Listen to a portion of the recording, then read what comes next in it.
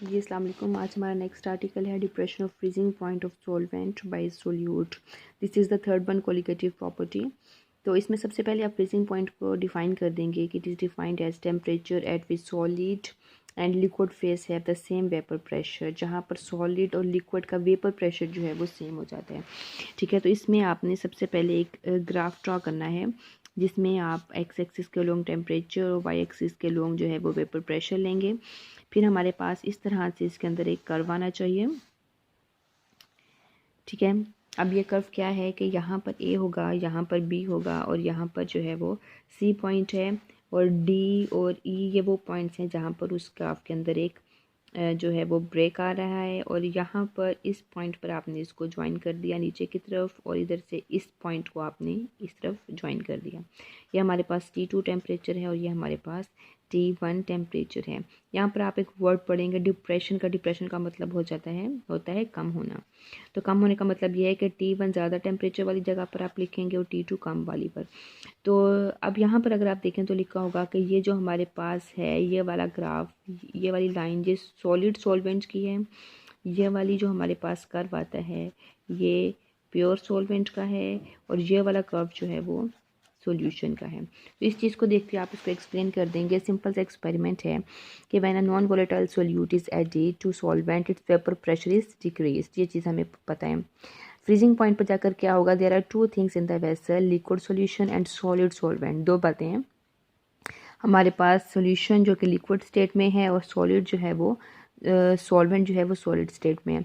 The solution will freeze at that temperature at which the vapour pressure of both liquid solution and solid solvent are same. तो जैसे हमने पढ़ा था कि freezing point क्या होता है, जब ये दोनों चीज़ें जो हैं हमारे पास क्या हो जाएं, सेम हो जाएं।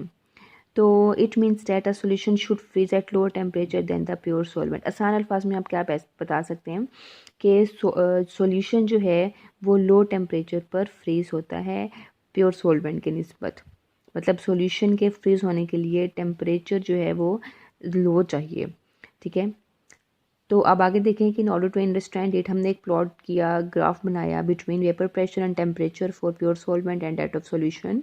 The curve ABC is for the pure solvent. ठीक है, वो क्या बता रहे हैं कि ABC ये पूरा कर्व जो है ये सिर्फ प्योर सॉल्वेंट का है। Solvent freeze at temperature T1 corresponding to the point B when the vapor pressure of solvent is P0। ठीक है, इस चीज़ को अभी आप कट कर दें, यहाँ पर करें सॉल्वेंट की तरफ, फिर आगे आप बताएंगे the portion of curve BC is for the solid solvent. ये देखें, ये BC का जो पॉइंट है वो किसके लिए है, सॉलिड सॉल्वेंट के लिए है। This portion has great slope showing that change of vapour pressure with change of temperature is more rapid. तो यहाँ पर जो कर्व है अगर आप देखें तो ये ज़्यादा डीप आ रहा है। ज़्यादा डीप आने का कर्व मतलब क्या होता है, वेपर प्रेशर के साथ साथ जो टेम्परेचर में चेंज है वो बहुत अब्रप्ट है, तेज़ है।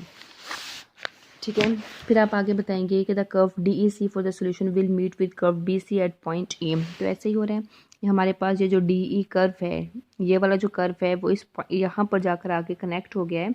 वो कह रहे हैं द कर्व DEC, वो इसको एक दूसरे कर्व का नाम दे रहे हैं DEC for the solution will meet the curve BC, ठीक है, एट पॉइंट E।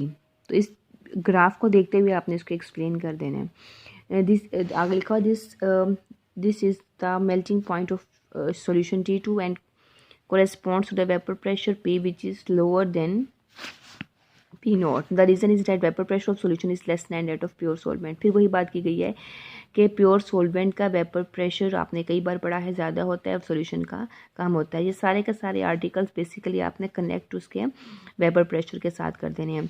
फिर आपके पास इन दोनों में डिफरेंस T1 माइनस T2 होता है। फिर डेल्टी एफ, ये पुरानी बात आ जाएगी, जैसे आपने डेल्टी बी का किया था ना, बॉइलिंग का किया था, वही फ्रीजिंग का करेंगे, डायरेक्टली प्रोपोर्शनल एम करें कि एफ करें।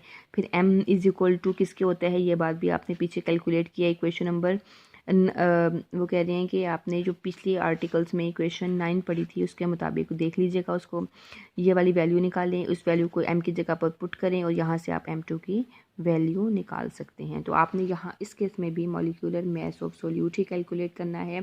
3-4 स्टेप्स के मैथमेटिकल स्टेप्स, ये ग्राफ और इस ग्राफ को थोड़ा सा आपने एक्सप्लेन कर देना। इसमें से जो आपसे इजीली हो जाए कर लें, अदरवाइज बाकी पॉइंट्स आप इसमें छोड़ के डेरिवेशन करके तो इस आर्टिकल को आप एंड कर दें।